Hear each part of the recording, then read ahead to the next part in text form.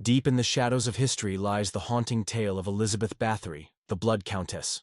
Accused of unspeakable atrocities, her name has become synonymous with terror and darkness. But what lies behind the legend?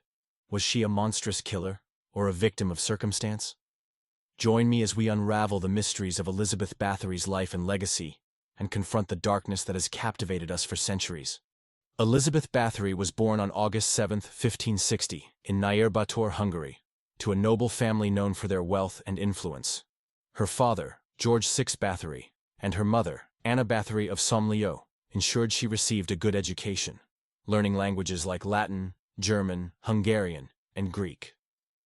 Growing up at Čachtice Castle, Elizabeth was surrounded by the privileges and expectations of nobility.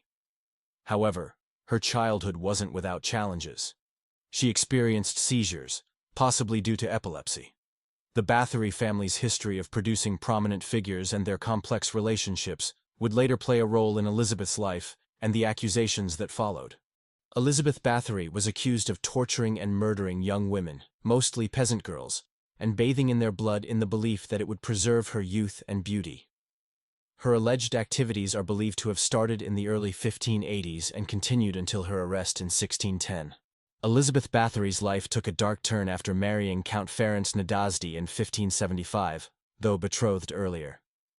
She allegedly began abusing servant girls, reportedly influenced by her aunt's cruel practices.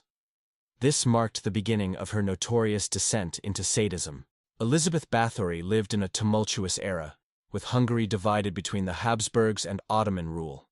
The constant border raids and instability fueled the exploitation of peasants, who were subjected to serfdom and brutal treatment by landowners.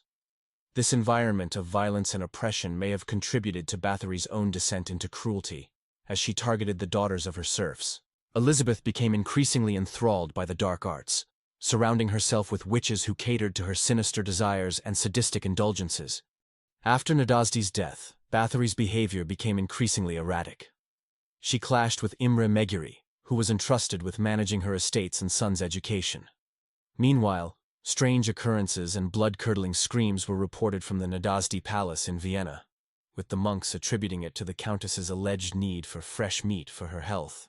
Bathory retreated to her castles in western Hungary and Slovakia, surrounded by loyal female companions, including Anna Darvulia, a witch from Sarvar with whom she shared a close, possibly romantic bond. Some speculate that Darvulia introduced Bathory to the dark practices that would later define her notorious reputation. One day, when one of the countess's maids was combing her mistress's hair, the countess struck the girl so hard for her clumsiness that some of the girl's blood fell on the countess's arm. When another servant rushed to wipe off the blood, the skin seemed whiter than before. Anna later assured Bathory that she would retain her extraordinary beauty if she bathed in the blood of young virgins. Peasant girls were systematically rounded up, tortured, and then bled to death so that Bathory could bathe in their blood.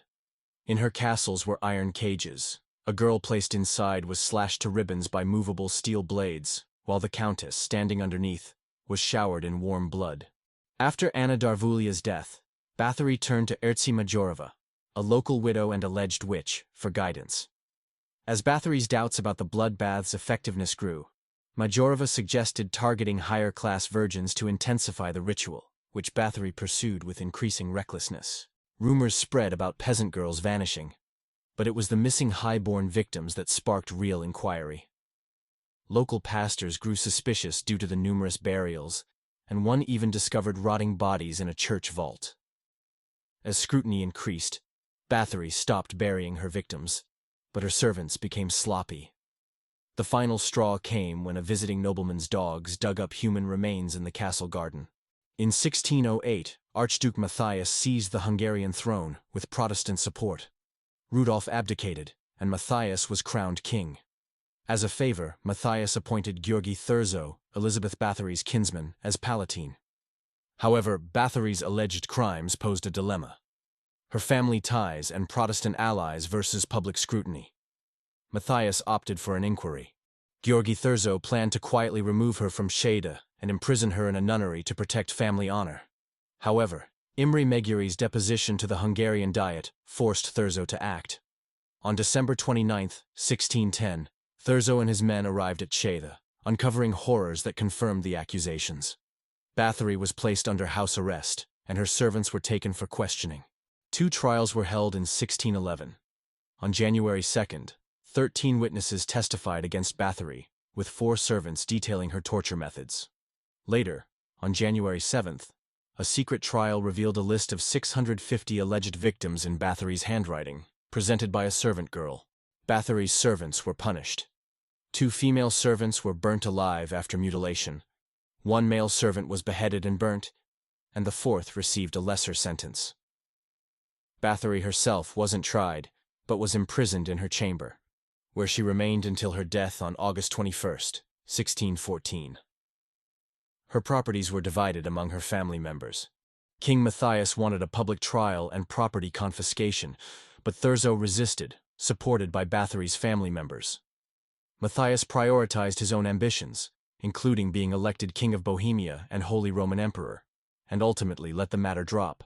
Bathory's crimes reflect the dark side of human nature, echoing serial murders and sadistic acts seen in modern times and throughout history, often fueled by twisted beliefs and desires. Elizabeth Bathory's case is notable for its unprecedented scale, hundreds of victims over an extended period.